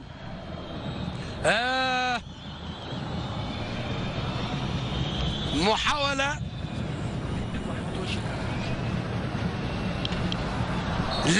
في صفارة وفي خطأ وفي ضربة حرة مباشرة لصالح فريق نادي الوداد، وتحديدا للكونغولي فابريس. على كل حال نشاهد طبعا القمصان او الخيط الاسود موجود على يرتدون لعيبة العين، وطبعا على حدادا على شهداء الواجب، الثلاثة اللي استشهدوا أثناء تأديتهم الواجب الوطني ضمن القوات المشاركة في عملية إعادة الأمل للتحالف العربي هناك في اليمن. والحقيقة يعني على كل حال شهداء الواجب بإذن الله إلى جنة الخلد إن شاء الله. هو يعني هنا فريق نادي العين أكيد يتعاطف تماما مع أسر الشهداء ومع أسر تلك الأسماء التي دافعت عن شرف الوطن، أو بالتالي أبت إلا أن تكون يعني موجودة وحاضرة وتدافع، وبالتالي استشهدت هناك في الميدان إلى جنة الخلد بإذن الله مع الشهداء السابقون، ومع أيضا من سبقهم إلى جنة الخلد إن شاء الله. وبالتالي واضح تماما الآن يعني لاعبي العين يواسون أسر الشهداء، وبالتالي هذا الحقيقة موقف رائع تماما، وموقف أيضا وطني جميل من لاعبي فريق نادي العين في مسألة التجاوب. محاولة الآن، الكرة خطيرة الآن، يحاول يمر، ولكن أيضا الكرة لا زالت حتى الآن لصالح فريق نادي العين. عموري الكرة معاه يلعبها، الكرة تتخلص، تعود مرة ثانية توصل لصالح فريق نادي الوداد. هجمة مرتدة خطيرة من نص الملعب على الجانب الشمال، يحاول يمر، الكرة معاه يحاول يعدي. هذا هو الآن صاحب القميص رقم 25 إسماعيل الحداد يحاول، ولكن أيضا إسماعيل آخر هو إسماعيل أحمد يبعدها من أمامه، وبالتالي الكرة تروح خارج الملعب ورمي تماس. إذا رمي تماس لصالح الوداد البيضاوي المغربي. الطرف الثاني هنا على مستوى هذه المباراة كأس الصداقة الإماراتية المغربية، وكما ذكرت شوط المباراة الأول كان قد انتهى بالتعادل 2-2، وحتى الآن نلعب في الدقائق الأربع الأولى من زمن شوط المباراة الثاني. الكرة تتلعب على طول توصل لنص الملعب، هذا هو سعيد يلعب على الجانب اليمين لنصهر، الكرة معاه تمرير أمامية طويلة لصالح فريق نادي الوداد. محاولة مرور من جانب رضا الهجود، يحاول يمر رضا ولكن تتخلص من امامه، الكره تعود الان على نص الملعب. يا سلام، يحاول يمر مباشره الان للسعيدي، الكره معاه السعيدي يلعبها على الطرف الشمال، تتلعب للكردي ولكن تتخلص، الكره تعود ايضا لصالح فريق نادي الوداد ولكن خارج الملعب ورمي التماس. على كل شفنا طبعا التغطية كذلك الرائعة من جانب قناة أبو ظبي الرياضية قبل الحدث وأثناء الحدث، وكان واضحا الاستوديو التحليل كان واضحا ودور كذلك منذر مزكي وناصر التميمي في إجراء جملة من اللقاءات قبل هذه المباراة مع الجماهير ومع اللاعبين ومع المكرمين، وأيضا بعد هذه المباراة ستكون هذه الأسماء كذلك حاضرة بإذن الله في إجراء بعض اللقاءات، وبالتالي ابقوا دائما معنا ومع هذا الحدث من خلال خلال قناة أبو ظبي الرياضية. محاولة مرور الآن، الكرة لا زالت على طول مع إيمانويل، يسدد ولكن حارس المرمى بن عاشور. محاولة كانت من إيمانويل إيمانكي النيجيري، واحد من الأسماء الجديدة الحاضرة واللي راح تكون بإذن الله مؤثرة على مستوى تشكيل فريق نادي العين في المناسبات القادمة على مستوى الدوري والكأس، وكذلك على مستوى كأس المحترفين، وأيضا على مستوى دوري أبطال آسيا. نعرف تماما أن الدوري الخليجي العربي نعم يعني سينطلق إذا ما استمرت الأمور بالنسبة لدورة الخليج ولعبت في نفس موعدها. فالدوري الإمارات سينطلق اعتبارا من 19 من هذا الشهر، فيما قبل ذلك سيكون أيضا فريق نادي العين والآخر حاضرا مع فريق نادي النصر في كأس السوبر الإماراتية يوم 15 من هذا الشهر بإذن الله. إذا فريق نادي العين حاضرا هنا على مستوى كأس السوبر، على مستوى كأس الصداقة الإماراتية المغربية سيكون حاضرا على مستوى كأس السوبر الإماراتي بإذن الله يوم 15 سيكون حاضرا على مستوى دوري الخليج العربي اعتبارا من يوم 19، ثم بعد ذلك سيكون حاضرا كذلك على مستوى ايضا دوري ابطال اسيا عندما تنطلق نسختها الجديده في الفتره القادمه ان شاء الله. ومحاوله الان، كره تتلعب على طول اماميه، محاوله حضور لفابريز صاحب الهدف الثاني لفريق النادي الوداد المغربي. الكره تتلعب توصل لريان بابل يحاول يمر، ولكن ايضا الكره تتخلص خطا لصالح الهولندي اللاعب الجديد على تشكيله العين ريان بابل، اللاعب المؤثر هناك على مستوى الدوري التركي عندما كان حاضرا مع قاسم سبور في 58 مباراة سجل 14 هدف. كرة تتلعب ترجع مرة ثانية توصل لخارج الملعب ورمي تماس الآن. إذا رمي تماس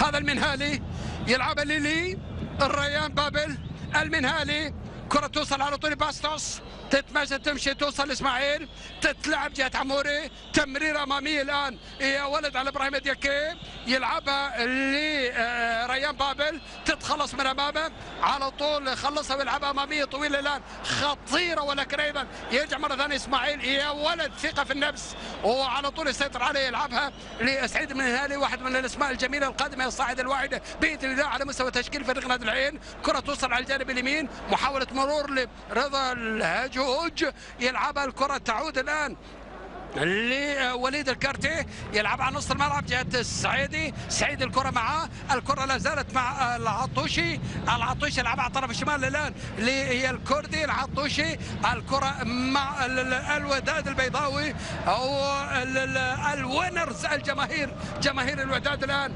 تتفاعل مع هذه المباراه، مع هذا الهدف، مع هذا الحدث، تمريره اماميه ومحاوله الان خطيره قدام الجول ولكن تقصى وتبعد، والكره توصل على طول عموري، يلعبها اماميه الان 2-2 حتى الان، وسط اقبال جماهيري بلغ تقريبا حوالي 55,000 متفرج هنا في ملعب المباراه.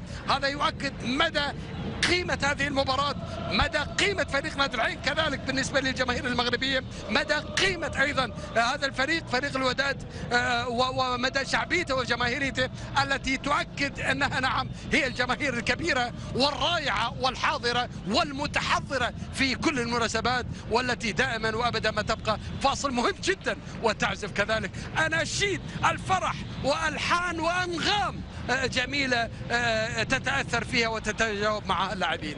كرة توصل على طول الآن، ترجع ورا، لا زالت مع اسماعيل، يلعبها لعموري، يا سلام عموري يا ولد عموري، تمريره على طول الان الريال عموري، عموري الكره معاه لايمانويل ولكن حطها في الجول، جول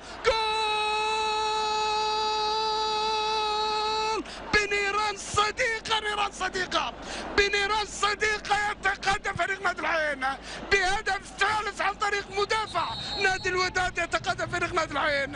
يا لطيف يا لطيف يا لطيف، يا ساتر يا ساتر، هذا هو ايمانويل ايمانكي اللي كان اشترك في اللقطة الماضية، ولكن المدافع تكفل بالتسديد، المدافع تكفل بالتسجيل، المدافع تكفل بإعطاء فريق نادي الهدف الثالث، وبالتالي بنيران صديقة يتقدم الآن يظل فريق نادي العين بالهدف الثالث، وبالتالي 3-2. شوف هذا عموري، يا سلام، يلعبها في مكان صعب تماما. هنا المدافع يتدخل، يظهر لي قد يكون العطوشي. حشوف هل هو رقم 5؟ هل أمين؟ يا ساتر، نعم هو أمين العطوشي. إذا العطوشي يسجل في مرمى، العطوشي يسجل في مرمى بن عاشور، وبالتالي هدف بنيران صديقة من جانب العطوشي في مرمى فريقه، في مرمى بن عاشور، وبالتالي العين يتقدم الآن 3-2. لا، مش هذا اللاعب رقم 5 من سجل، هو العطوشي. إذا العطوشي يسجل الهدف الثاني الآن. 3-2 للعين، 3-2 للعين. العين الآن يقلب الطاولة على فريق نادي الوداد في شوط المباراة الثاني، ويتقدم بنيران صديقة بهدف ثالث عن طريق المدافع أمين العطوشي. كرة تتلعب، توصل على الجانب اليمين الآن، على طول داخل منطقة 18، داخل البوكس، ولكن تتخلص من أمام فابريس. الكرة تعود لليه، يلعبها لإيمانويل إيمينيكي، ياخذ اللقاء السلامة. عموري اللاعب الفنان، عموري صاحب الألحان، عموري صاحب الهمزة واللمزة والغمزة، عموري صاحب البلوهات الجميلة تماما، عموري صاحب السمعة وصاحب أيضا الحضور المميز، عموري اللي كما ذكرت سمعتنا حاضرة بقوة هنا في المغرب، وبالتالي الجماهير تبحث عن عموري، بحثت عن عموري في أوروبا، بحثت عن عموري هنا في المغرب، مثل ما تبحث هناك كذلك في آسيا. إن كان مع فريق نادي العين ومنتخب الإمارات، يبقى هو واحد من الرموز الرائعة تماما. كرة توصل لباستوس، يلعبها على نص الملعب الآن دياكي، مباشرة إسماعيل أحمد، عينوية لا زالت، واستقبال جماهيري كما ذكرت جميل، وسط أيضا تجاوب كذلك جماهيري رائع، وسط حضور عيناوي حتى الآن مميز في شوط المباراة الأول كان، أو في الشوط الثاني حتى. كرة ترجع مرة ثانية الآن على نص الملعب للسعيدي، يلعبها وتعود مرة ثانية، توصل ليوسف رابح، يوسف رابح يلعبها رابح الجانب الشمال جهة الكردي. يظهر للفريقين لا تغيير حتى الآن، هي نفس الأسماء التي بدأت المباراة، هي نفس الأسماء التي وثق فيها زلاتكو مدرب العين وتشك مدرب فريق نادي الوداد التي بدأت ولكن لم تتغير ظل حتى الآن. حنشوف مدى ذلك التغيير متى حيكون. يظهر لي حيكون بعد ممكن 10 دقائق، ربع ساعة من الآن قد يكون هناك تغيير، قد نشاهد هناك تغيير، محاولة ولكن تتخلص من أمام سعيد المنهالي. يا ولد عليك، لاعب قادم يا جماعة، لاعب مؤثر تماما بإذن الله. كرة توصل للي، يا ولد جهة دياكي، يا سلام، يموه دياكي بتبلوهات رائعة. لي دياكي، عموري الفنان، عموري يرسم خارطة كروية رائعة في استاد محمد الخامس. كرة بعرض الملعب ولكن خارج الملعب، ضربة مرمى هي لصالح فريق نادي الوداد. واضح تماما هذا هو إيمانويل إيمينيكي النيجيري، إيمانويل الذي يلعب هناك في جنوب افريقيا، صاحب 28 سنه، صاحب ال 35 مباراه 16 هدف مع المنتخب النيجيري، اللاعب الذي كان حاضرا مع نادي كاب تاون ومع نادي امبوما لانجا بلاك الجنوب افريقي. هنا واضح تغيير اول حيكون حاضر بالنسبه لفريق نادي الوداد، والبديل حيكون صاحب الرقم رقم 10 زهير المترجي. هو التغيير الاولاني زهير المترجي. على كل حال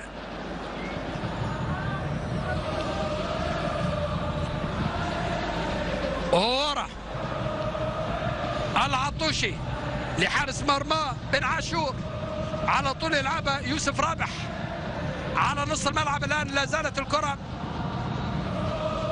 مع نقاش، كره ترجع مره ثانيه، توصل تمريره اماميه للوداد البيضاوي، تمريره على الجانب اليمين هنا جهه كوردي يلعبها، الكره تتخلص ريان بابلي جهه المعند العنزي. ايمانويل إيمينيكي يحاول السيطرة على كرة تتخلص من امام إيمينيكي تتخلص، توصل مرة ثانية الان، لا زالت تمريرة أمامية لفابريس الكونغولي، تعود مرة ثانية فابريس اللي نعم سجل هدف، وهدف رائع تماما في شوط المباراة الأول. الكرة تعود الآن توصل جهة نصير صاحب ايضا هدف في هذه المباراه لصالح فريق الوداد. كره تتخلص ولكن صفاره وخطا وضربه حره مباشره لفابريس، لاعب متحرك رائع تماما. تغيير على كل حال، تغيير حنشوف 7 لاحظ 7 و10 ومين هنشوف.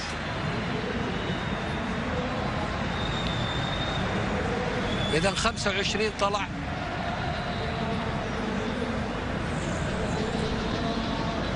و9 كذلك،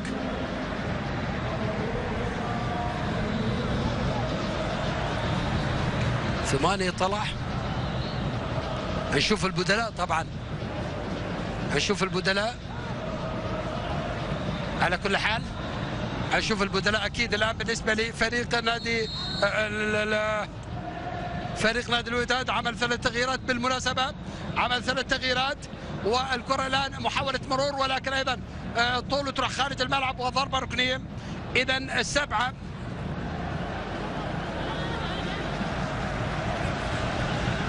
أيضا في تغيير ثالث. على كل حال نتابع كل التغييرات بعد الضربة الركنية الآن لصالح فريق نادي الوداد. الكرة تتلعب تتخلص، تعود مرة ثانية توصل لصالح فريق نادي العين. تمريرة أمامية الآن ولكن يرجع مرة ثانية يحصلها. إذا 25 ترك الملعب إسماعيل ل7.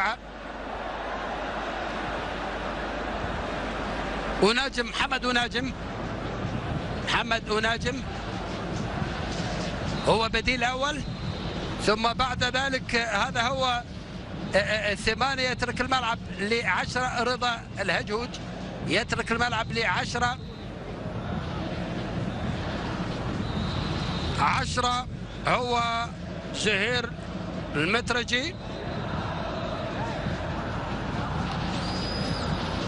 وفي كان تغيير آخر 9 كذلك هو المهاجم، هذا هو 9 مختار سيسي، اللاعب القادم من نادي الملعب الأولمبي، اللاعب اللي يعتبر واحد من الصفقات الناجحة تماما هذا الموسم. مختار سيسي هداف دوري أبطال إفريقيا بالمناسبة. هذا اللاعب هو الآن دفع فيه كذلك المدرب السيد توشك.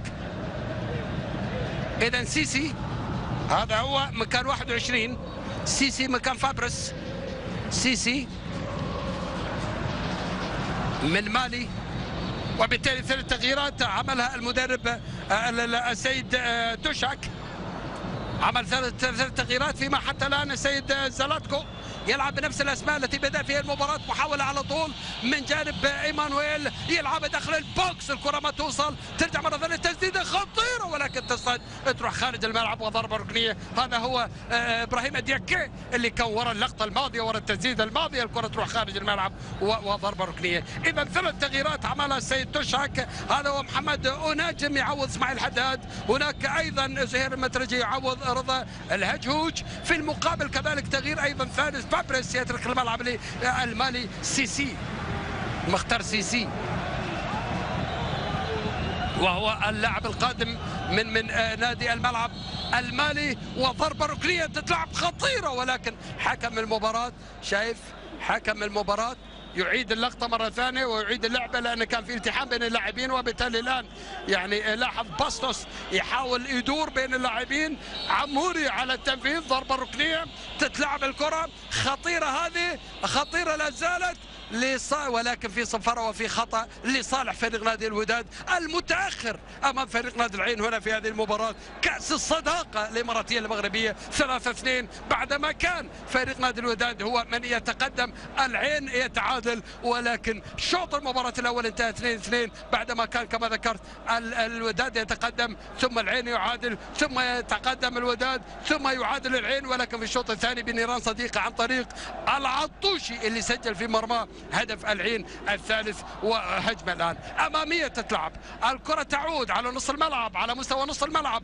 لصالح فريق نادي الوداد. هذا هو النقاش الكرة معاه ينقشها على الجانب اليمين، النقاش يلعب على نصير، كرة تتلعب لا زالت خطيرة من نص الملعب، تمريرة كانت من 10 على كل حال. هو جهل مترجي يلعبها، الكرة تعود مرة ثانية تتخلص من أمامه، تعود توصل مباشرة لنصير، نصير يلعبها يا ساتر لسيسي، ولكن تتخلص من أمام سيسي، الكرة ترجع توصل لفريق نادي الوداد اللي سيطر عليها. الوداد جماهير الآن حتى الآن حاضرة، حتى الآن أنا من وجهة نظري الشخصية بدأت تهدى تماما بعدما كان فريقه متقدم، فريقه الآن متأخر، ولكن لا زالت تمني النفس بهدف التعادل. على كل صفارة وخطأ، هذا هو هذا هو واحد من الأسماء الجميلة الرائعة، هذا هو مسجل هدف ثاني لصالح فريق نادي العين في الدقيقة الأخيرة من عمر شوط المباراة الأول، وبالتالي العين أبى إلا أن يكون حاضرا بقوة، أبى إلا يكون مسجلا، أبى إلا أن يكون أيضا يعني ردة فعله قوية وقوية جدا، أبى إلا أن يترك انطباع جميل وجميل جدا هنا أمام الجماهير. هنا تغيير على كل حال، 18 من سيترك الملعب، 18 دياكين ل 18 دياكين، والبديل الأول بالنسبة لفريق نادي العين هو راشد عيسى، إذا راشد عيسى مشاهدي الكرام هو البديل الأول بالنسبة لفريق نادي العين الآن في شوط المباراة الثاني، وفي الدقيقة 66 من عمر هذا اللقاء هنا على مستوى كأس الصداقة الإماراتية المغربية في النسخة الأولى لهذه البطولة أو لهذه الكأس تحديدا، وقد تتطور هذه الكأس إلى أبعد من ذلك. قد نشاهد أيضا بطل الكأس والدوري على مستوى البلدين أيضا في بطولة مصغرة بإذن الله، قد يكون ذلك الموسم القادم إن شاء الله. على كل حال محاولة الآن، هذا هو الآن معنا في الصورة، يا ولد الريان بابل، ولكن تتخلص، ترجع مرة ثانية لإمريكي، يلعبها خطيرة جدا من الجول، محاولة مرور، ضربة لا راشد واخذ انذار لأنه مثل في اللقطة الماضية، وبالتالي انذار في التمثيل. راشد عيسى البديل نزل مكان دياكي على طول الآن يتلقى بطاقة صفراء. هذا راشد عيسى أكيد ما كانت في عرقلة إطلاقا، أكيد ما كان في التحام. وحكم المباراة المصري السيد جهاد جريشة حاضر وقريب تماما من اللعبة، ومن وجهة نظري الشخصية حكم المباراة واحد من الأسماء الجميلة تماما، وواحد من نجوم هذا اللقاء حتى الآن، لأنه قاعد يقدم مردود ولا أروع على مستوى التحكيم.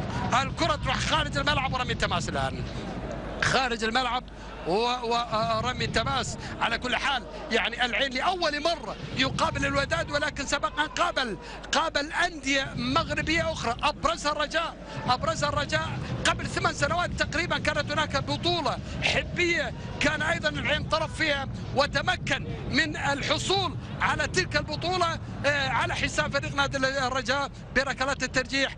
أيضا الموسم الماضي أو السنة الماضية عندما قابل كذلك الرجاء في أحد المعسكرات الأوروبية كان قد فاز عليه كذلك بهدف، وبالتالي العين فاز في مناسبتين على الرجاء، ولكن حتى الآن هو الآخر متقدم أيضا على الوداد هنا في هذه كأس الصداقة. وبالتالي 3-2 حتى الآن للعين أمام الجماهير الوداد، أمام الوينرز. ولكن حنشوف مدى المردود، من سيستمر كسبان، من سيستمر حاضر، من سيستمر متقدم. محاولة تسديد، ولكن في حارس المرمى في خالد عيسى الموجود والحاضر.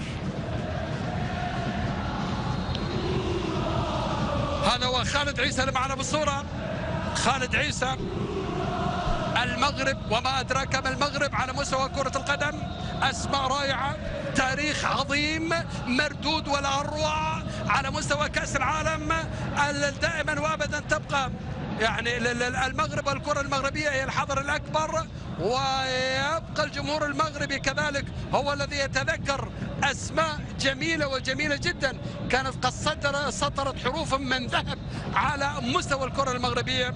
بودربالة وما أدراك، بادو زاكي ورشيد الداودي، البرامي، بن شريفة، نور الدين النبت وشتوكي، وكل هذه الأسماء وسحيتة وأسماء خطيرة رائعة جميلة كانت قد تألقت نعم في جملة من المناسبات على مستوى كأس العالم، على مستوى الأمم الأفريقية، على مستوى كما ذكرت الإقليمية والعالمية. وبالتالي الكرة المغربية تبقى دائما نعم هي التي تدفع بأسماء ونجوم كبار على مستوى الأندية الأوروبية الكبيرة كذلك.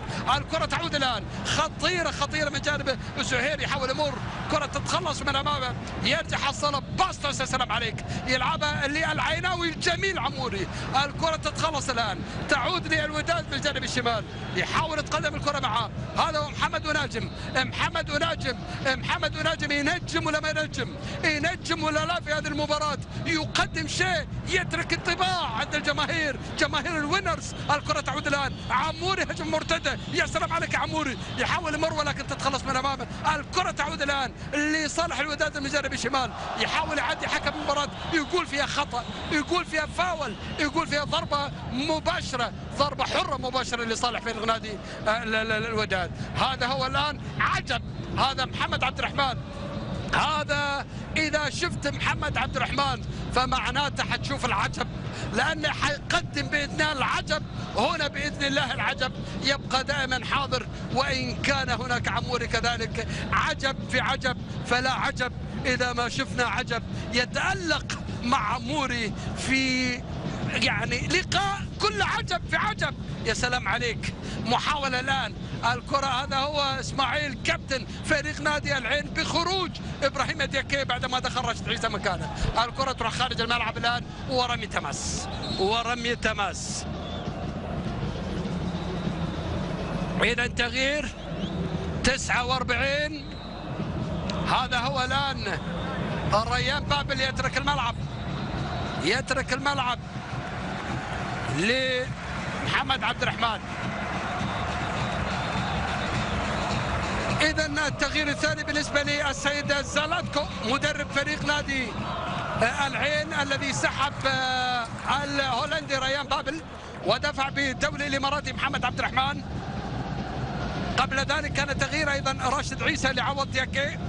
محاولة الآن فيما هناك 3 تغييرات كما ذكرت بالنسبة لفريق نادي الوداد.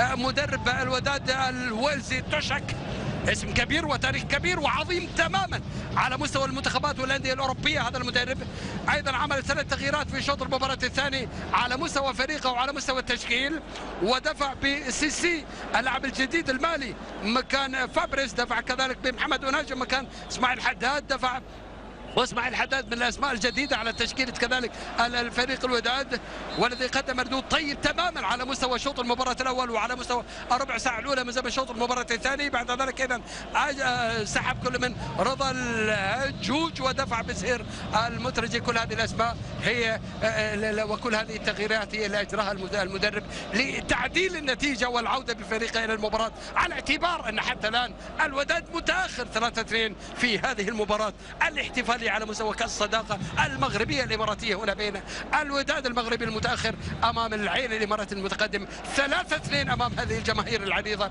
التي بلغت حوالي 55 ألف متفرج هنا. نعم يزخر بهم فريق استاد محمد الخامس، الاستاد الكبير والمميز هنا، والذي يشهد عادة لقاءات الديربي بين الوداد وبين الرجاء، اللقاءات التي تقف فيها كازابلانكا الدر البيضاء على أطراف أصابعها قبل المباراة وبعد المباراة، نظرا للتاريخ ونظرا للعلاقة ونظرا للديربي. خطيرة الكرة تروح خارج الملعب، ونظرا لقوة الديربي عندما يلتحم الكبار ويلتقي الجبلان، يلتقي الوداد ويلتقي الرجاء في تلك المواجهة وتلك المباراة في مناسبتين هما الأقوى دائما هنا في كازابلانكا في الدار البيضاء. وبالتالي الآن أيضا هي مناسبة لا تقل عن تلك المناسبة عندما يلتحم أيضا الزعيم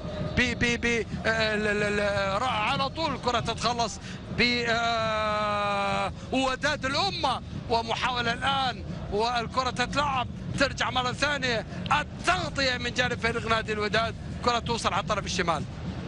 كردي الكرة معه، يحاول يمر، يلعبها، تتخلص، تعود التغطية للمدافع رابح، يلعبها أمامية طويلة، تتخلص من أمام سيسي، الكرة تعود، يرجع مرة ثانية يخلصها، يا ولد يحاول يمر اللي هو السعيدي، وصفارة وخطأ وضربة حرة مباشرة هي لصالح السعيدي اللي معنا في الصورة، لاعب ارتكاز على مستوى عالي تماما. السعيدي لاعب مهم ولعب رائع، ومن اللعيبه الحقيقه الثقال اللي يعرف شلون يسير الامور من نص الملعب. كره بعرض الملعب خطيره، ولكن اذا تتخلص يا ولد على باستوس، يرجع مره ثانيه يموه راشد عيسى يتركها، الكره تروح خارج الملعب وضربه مرمى هي لصالح فريق نادي العين. احنا على بعد اقل من 15 دقيقه عن نهايه زمن شوط المباراه الثاني، وحتى الان البطوله والكاس تحديدا تذهب لصالح فريق نادي العين. من سيحصل على اللقب سيحصل على 700,000 دولار، من سيخسر هذه المباراة سيحصل على 300,000 دولار، على اعتبار أن جوائز هذه المباراة وجوائز هذه الكأس هي $1,000,000. والكرة تتلعب وميدالية كذلك ذهبية وفضية. كرة تتلعب على كل حال. محمد عبد الرحمن يتقدم، يسدد، يا ساتر، ولكن الكرة تروح خارج الملعب. ضربة مرمى هي لصالح فريق نادي الوداد. يا سلام على محمد عبد الرحمن، عجب عجب عجب عجب ولا عجب إذا ما شفنا تسديدة مثل العجب من محمد عبد الرحمن. منك يا عجب، تصنع العجب، تعمل العجب، توري الجماهير العجب، والكرة توصل على طول من العجب العجاب. ترجع مرة ثانية الآن، يا لطيف، الكرة تتخلط تصطدم محمد عبد الرحمن، تروح خارج الملعب وضربة ركنية، وضربة ركنية. إذا ضربة ركنية لصالح فريق نادي الوداد. 10 على التنفيذ. زهير يلعبها، زهير خطيرة، ولكن الكرة تروح خارج الملعب. ضربة ركنية كذلك، ولكن على يمين حارس المرمى خالد عيسى. شفت المحاولات الآن والإصرار من جانب فريق الوداد. 13 اللي معنا في الصورة اللي يحاول، اللي هو يوسف رابح قلب الدفاع، اللي يحاول أن يتقدم في اللقطة هذه. الكرة تتخلص يا ولد، ترجع مرة ثانية، المحاولة خطيرة، ولكن حارس المرمى خالد عيسى يكون حاضر. خالد عيسى يكون حاذر. على كل حال يعني الفريقين بالمناسبة فريقين حضروا انفسهم على الموسم الطويل هناك في اوروبا. فالعين كان حاضرا في النمسا في 5 مباريات، خسر في 3، تعادل في 2.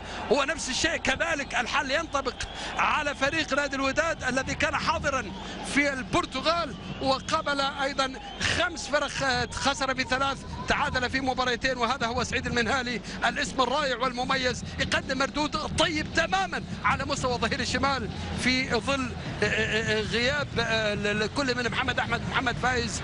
نشوف الان زلاتكو يمنح الفرصه للاعبين واسماء جديده، اتمنى ان تكون حاضره باذن الله في الموسم القادم. جميل ان تكون عندك اسماء وبدلاء نعم تستطيع ان تسد الخانه، ويظهر لي سعيد المنهالي واحد من هذه الاسماء اللي راح يكون لها شان كبير وكبير جدا باذن الله على مستوى فريق نادي العين، ان كان هذا الموسم او المواسم القادمه ان شاء الله.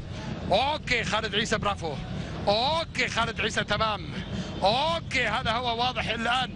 هنا يظهر لي توشك الموجود، المثري توشك على كل حال، مثري يعني والاحتياطي، والاحتياطي عمل تغييره و3 تغييرات. الكرة تتلعب على كل حال، ترجع مرة ثانية توصل على نص الملعب. السعيدي كرة معاه، يمرر على الجانب الشمال الآن الكردي، تمريرة أمامية طويلة لصالح فريق نادي الوداد، خطيرة هذه، خطيرة عن طريق مهاجم يحاول يعدي، يا ساتر، والكرة تروح خارج الملعب، خارج الملعب، وضربة مرمى هي لصالح فريق نادي العين. هذا هو لاحظ، هني كانت المحاولة، هني كانت التمريرة، هني حاول يسيطر عليها، تقدم، مر، سيطر، شات، سدد، راحت خارج الملعب، برا الملعب، ضربة مرمى. إذا ضربة مرمى الآن. خالد عيسى يلعب على طول، خالد عيسى، كرة تتلعب، ترجع توصل لأناجم، تتخلص، تعود. لاحظ الأسمر هذا سيسي، سيسي لاحظ شلون يحاول، لكن هناك في صفرة وفي خطأ، والخطأ لصالح عموري اللي معنا في الصورة. ضربة حرة مباشرة، عموري يطالب فريقه بالهدوء شوية، الهدوء شوية والتركيز أكثر. نعم، لأنه واضح تماما الآن الوداد يرغب في أنه هو يسجل هدف التعادل، يحاول يروح على المرمى أكثر، يحاول أنه يتقدم ويضغط. لذلك يعني نحاول أن يكون عندنا تركيز عالي تماما، الكرة توصل لصالح فريق نادي الوداد، ولكن حكم المباراة يحتسب خطأ وضربة حرة مباشرة هي لصالح فريق نادي الوداد. إذا ضربة حرة مباشرة، إنذار كذلك، إنذار، والإنذار لسعيد المنهالي. إذا إنذار بطاقة صفراء. سعيد مصبح المنهالي، هذا هو اللي معنا بالصورة ظهير الشمال كما ذكرت، واحد من الأسماء الجديدة اللي يدفع فيها السيد زلاتكو مدرب فريق نادي العين تعويضا لبعض الغيابات. أبرز تلك الغيابات محمد أحمد ومحمد فايز، وبالتالي هو الآن يلعب بمحمد فوزي على الجانب اليمين، يلعب بالمنهالي على الجانب الشمال، وضربة حرة مباشرة لصالح فريق نادي الوداد في الدقيقة 80. احنا على بعد حوالي 10 دقائق عن نهاية شوط المباراة الثاني، وكما ذكرت العين لا زال يتقدم على الوداد 3-2. هذا النقاش ابراهيم النقاش. حيطة معمولة من فريق نادي العين من 4 لاعبين، فيها لي، فيها اسماعيل، فيها مهند، وكذلك فيها لاعب اخر رابح. على كل حال يظهر لي ايمانويل إيمينيكي. إذا حكم المباراة يرجع الحيطة 10 ياردات، ولو تلاحظ في لاعب آخر موجود من فريق نادي الوداد اللي هو صاحب القميص رقم 10 زهير المترجي موجود. ضربة حرة مباشرة، الكرة تتلعب، خطيرة، تتسدد، يا ساتر يا سلام يا سلام يا سلام يا سلام يا سلام عليك يا خالد عيسى. خلص كرة الكردي، شوف شلون كرة كانت قوية، اتعملت بعرض الملعب، سدد الكردي، ولكن خالد عيسى على طول كان حاضر. يا سلام، تألق وابعدها، ويعني مطاطي خالد عيسى في اللقطة الماضية. يا سلام عليك في ردة الفعل، يا سلام عليك في التوقع، في الرشاقة والمرونة اللي كانت 10 على 10 في اللقطة الماضية. خلينا يا مخرج نشوف العدم، خلينا نشوف. هذا خالد عيسى تألق وتعملق في اللقطة الماضية. إبراهيم النقاش على الضربة الركنية، يلعبها خطيرة، تتلعب، ترجع مرة ثانية، جول هدف التعادل عن طريق مين؟ سيسي ولا 4 السعيدي يظهر لي هو من سجل. إذا 3-3 الآن، 3-3 الآن. شوف السعيدي، نعم السعيدي هو من سجل هدف الثالث للوداد. إذا السعيدي يسجل الآن، وبالتالي 3-3 السعيدي يسجل. شوف يعني ما كان في رقابة إطلاقا، يعني أبعدها في البداية خالد عيسى، ثم ضربة ركنية، ثم بعد ذلك لاحظ هذه هي تتلعب. شوف تعود من حارس المرمى، ترجع عينيه، عدم تغطية تماما. الكرة في البداية شوف بعد حارس المرمى راحت تبعد، بعد ذلك حضور للسعيدي لعب الارتكاز. شوف الضربة الركنية، لاحظ حارس المرمى، الكرة ترجع مرة ثانية توصل، ثم السعيدي يتدخل. قلت لك لازم يهدون، لازم لعيبة العين كانوا يهدون، لأنه واضح تماما أن لعيبة الوداد نعم بدأوا على طول يسرعون الكرة أكثر، وبدأوا يروحون على المرمى أكثر، وبانت خطورته من خلال الأطراف. والتغيير اللي عمله المدرب توشك بدخول 3 لاعبين جدد عندهم النزعة الهجومية، هم اللي صنعوا الفارق في الشق الهجومي بالنسبة لفريق نادي الوداد في ال10 دقائق الماضية. وشفنا كذلك الوداد يعود ويسجل الهدف الثالث الآن. 3-3 على طول خالد عيسى. احنا على بعد 7 دقائق عن نهاية شوط المباراة الثاني، و3-3 حتى الآن. يعني يظل حتكون في ركلات ترجيح إذا ما انتهت المباراة بهذه الصورة بالتعادل، على اعتبار أن كسر التعادل حيكون أكيد حاضر. كرة توصل من نص الملعب، تمريرة أمامية خطيرة، ولكن حارس المرمى على طول خالد عيسى، حارس المرمى خالد عيسى يخلصها. كرة كانت خطيرة من جانب فريق نادي الوداد المغربي. الكرة الخطيرة والكرة الطويلة هي سلاح فريق نادي الوداد في شوط المباراة الثاني. محاولة الآن، كرة تتخلص، اسمع الجمهور، اسمع. كرة تعود الآن، توصل لي يحاول يمر في حكم المباراة، تحتسب خطأ لصالح فريق نادي العين، وعموري على تنفيذ. تتلعب الكرة على طول الآن لعموري، يلعبها مباشرة على الجانب اليمين. فريق نادي الوداد ياخذها، هذا 7، هذا وناجم يردها لنصير. نصير الكرة على طول تعود مرة ثانية لنصير. تمريرة أمامية جهة السيسي. الكرة توصل على الجانب اليمين. تمريرة كذلك. كرة توصل لمحمد وناجم. وناجم يحاول يتقدم. وناجم يطلع بعرض الملعب عالية ولكن يبعدها المدافع. يبعدها محمد فوزي خارج الملعب. وضربة ركنية هي لصالح فريق نادي الوداد المغربي. 3-3. مباراة عامرة بالأهداف. 6 أهداف في المباراة، 3 لكل فريق. هذا يعطي مدلول على قيمة وقوة هذه المباراة وإمكانيات الفريقين في التسجيل، ولكن كذلك هناك أخطاء دفاعية ارتكبها الفريقين على مستوى التمركز، على مستوى اليقظة، على مستوى كذلك الحضور. كرة تتلعب تتخلص تعود خطيرة، ولكن أيضا يظهر لي في صفارة وسلامات لحارس المرمى خالد عيسى اللي طايح بالسلامة إن شاء الله، بالسلامة إن شاء الله. إذا استحقاقات العين القادمة أقربها كأس السوبر بإذن الله يوم 15 عندما يقابل العين على اعتبار النصر على اعتبار أن العين هو بطل لدوري الموسم الماضي دوري الخليج العربي، والنصر هو بطل لكأس سيدي صاحب السمو رئيس الدولة، وبالتالي اللقاء سيكون حاضرا هناك بإذن الله في الاستاد محمد بن زايد بنادي الجزيرة في العاصمة الحبيبة أبو ظبي. بعد ذلك أيضا سيستعد لبطولة دوري الخليج العربي وكأس الخليج العربي، ثم أيضا سيكون حاضرا بإذن الله هناك على مستوى دوري أبطال آسيا، وبالتالي التحديات ستكون حاضرة، والعين سيكون أكيد رقم صعب بإذن الله في تلك التحديات، على اعتبار أنه هو أيضا يستعد بقوة وعمل انتدابات تحضيرا لتلك اللقاءات، تحضيرا لتلك المناسبات. في المقابل هذا هو الوداد، الفريق الذي سيستعد كذلك على مستوى الدوري المغربي وكأس العرش، وهناك ايضا مستوى دوري ابطال افريقيا على اعتبار انه هو بطلا للدوري المغربي. عمل كما ذكرت انتدابات كبيرة وكبيرة جدا، حوالي تقريبا صرف $1,000,000، يعني رقم كبير هنا في المغرب. عمل أبرز تلك الانتدابات مختار سيسي اللاعب القادم من نادي الملعب المالي وهو هداف دوري أبطال إفريقيا. مرتضى فال السنغالي اللاعب القادم من نادي المغرب التطواني، وهناك أيضا الزامبي كاتيبي، هناك جمال إدر من أوكسير، إبراهيم البحري، وناجم اللاعب اللي دفع فيه المدرب اللاعب القادم من نادي شباب خليفرة، بالمناسبة هذا اللاعب رقم 7، إسماعيل الحداد من حسينية غدير، وزهير العروبي حارس المرمى الاحتياطي. فيما هو باع إيفونا الجابوني للنادي الاهلي المصري ب $2.5 مليون، علما بانه كان شاريه ب $80,000 فقط، واستفاد منه وباع ب $2.5 مليون.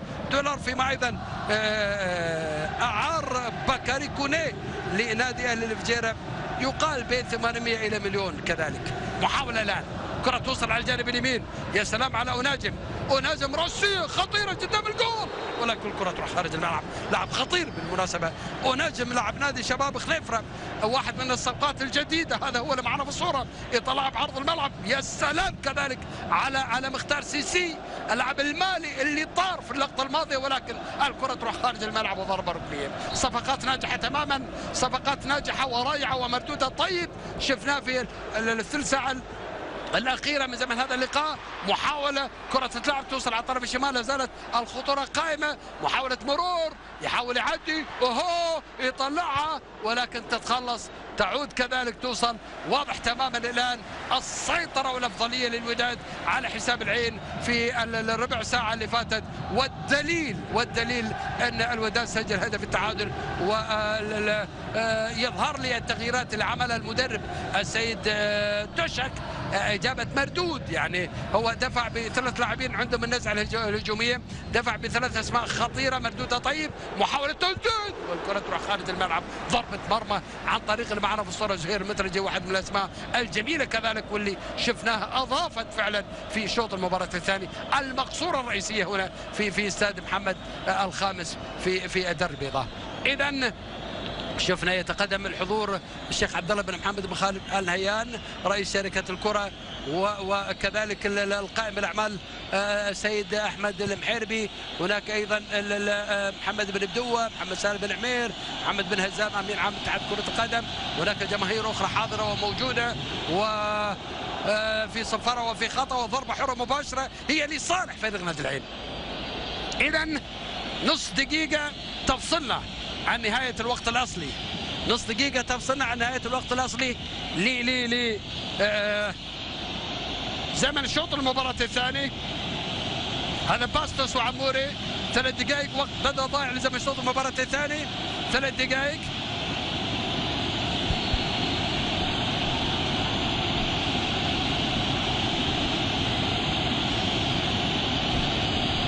إذا عموري على التنفيذ، كرة تتلعب خطيرة قدام الجول، ولكن يخلصها، يخلصها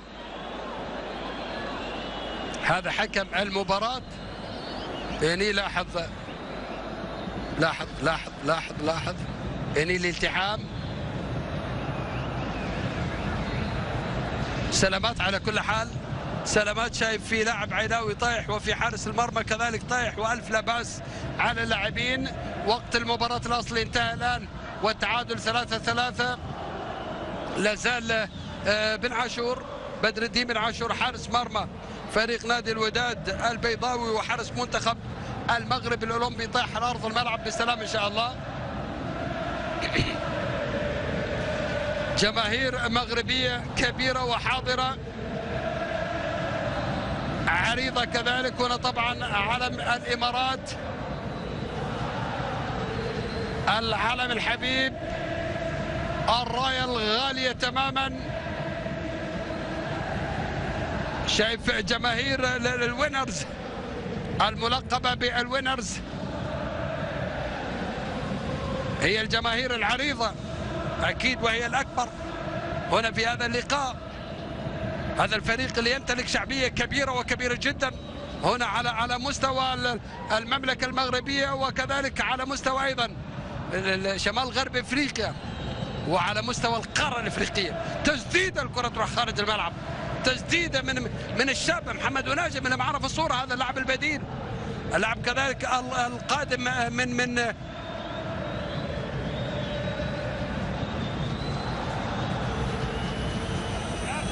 شباب خنيفره. اذا ضربه مرمى لصالح فريق نادي العين. الكره تتلعب، خالد عيسى يلعبها اماميه طويله لعموري. هذا عموري الان، عموري الكره معه، يمرر لكره توصل له، صعبه من محمد فوزي، مش معقول، صعبه من محمد فوزي مش معقول. كان بامكانه يلعبها لمحمد عبد الرحمن، لعموري، لايمانويل ايمينيكي. على كل حال محاوله كانت من اللاعب اللي معنا في الصوره ظهير اليمين في التسديد. الكره راحت خارج الملعب، ضربه مرمى. احنا الان في الدقيقة الثالثة من الوقت بدل الضائع لزمن شوط المباراة الثاني والتعادل 3-3. المباراة قد تذهب لركلات ترجيح لكسر هذا التعادل.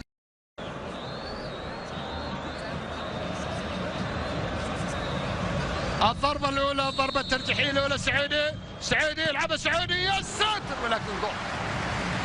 سجل السعيدي رغم محاولة خالد عيسى. سعيدي يسجل، هذا هو اللي معنا في الصورة. يا سلام، الروح الرياضية الطيبة من جانب السعيدي.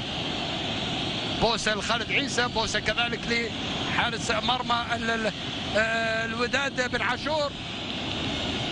الآن عموري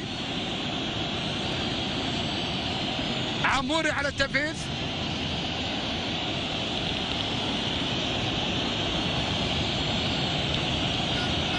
إذا عموري على التنفيذ وبن عاشور موجود. هذا عموري. الضربة الترجيحية الأولى بالنسبة للعين، عموري على التنفيذ. حكم المباراة والصفارة، تركيز بن عاشور، عموري جول. يا سلام يا سلام يا سلام، عموري يسجل. إذا ضربة بضربة الآن، ضربة بضربة. يا سلام عليك يا عموري، حطها في زاوية والحارس بزاوية، حط الكرة بزاوية والحارس بزاوية، وبن عاشور غنى ظلموه. إذا الآن مين؟ الآن مين حنشوف؟ قد يكون النقاش. النقاش نعم. إذا النقاش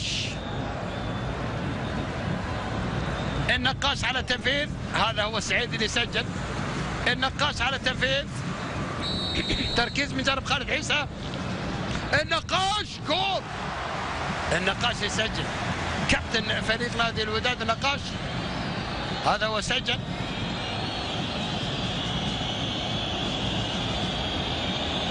لاحظ محاولة الحارس. إذا حتى خالد عيسى بعد تحط في زاوية وغنى ظلموه في اللقطة الماضية كذلك، يعني مش بس بن عاشور. على كل حال شوف شلون يعني الآن النقاش بعد ما سجل راح لحارس المرمى وسلم عليه عشان يعطيه ثقة. الآن من باستوس. إذا البرازيلي باستوس. هذا عموري. البرازيلي باستوس على التنفيذ. باستوس الضربة الترجيحية الثانية بالنسبة للعين. عموري سجل. باستوس يا ساتر. ضاعت من باستوس. إذا ضاعت من باستوس. حارس المرمى الحقيقة تألق في اللقطة الماضية. شوف الإقصاء والإبعاد، مرونة غير عادية لحارس المرمى. هذا باستوس. لاحظ طار عليها على طول ابعدها لان قرأ حركه باستوس. الان الضربه الترجيحيه الثالثه. عطنا ظهره. الضربه الترجيحيه الثالثه.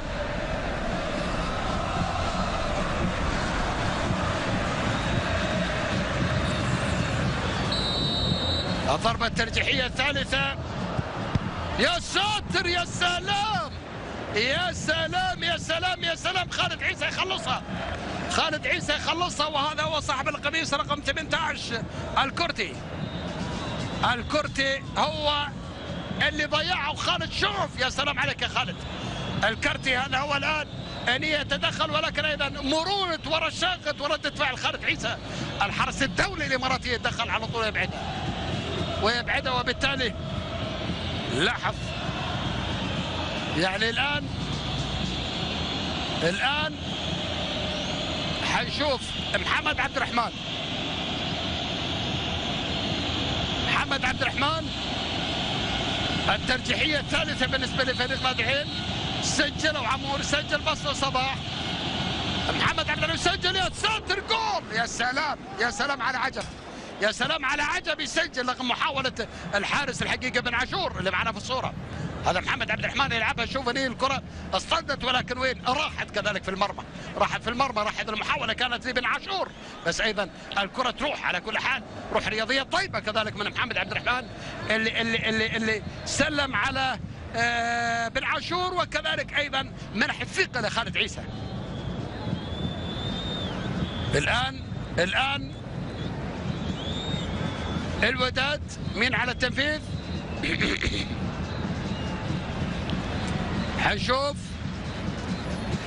حنشوف هل المناجم هذا ولا لا. كرة تتلعب. يا ساتر جول. يا سلام حطها في زاوية قوية جدا. قوية هذه. نعم مناجم. إذا مناجم سجل. لاحظ. يا سلام عليك. إذا الآن الوداد من أصل 4 سجلوا 3 وضعوا 1. الآن إسماعيل أحمد.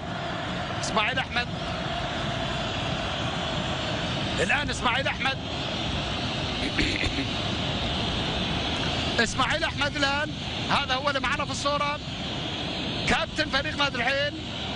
والضربة الترجيحية الرابعة من اصل 3. الحين سجل 2 اضاع 1. الان الرابعه. اسماعيل على التنفيذ. اسماعيل يحط الجول. يا سلام عليك يا ولد. رغم محاوله بن عاشور حارس المرمى، ولكن ايضا اسماعيل احمد يسجل في سقف المرمى تماما. لا يا ساتر. وهدف ضربة ترجيحية ناجحة تماما بالنسبة لفريق العين عن طريق اسماعيل أحمد. إذا الآن الوداد الآن هذا هو، شوف على طول، رغم ان الحقيقة في الليزر هذا شغال، بس تعرف جماهير في النهاية.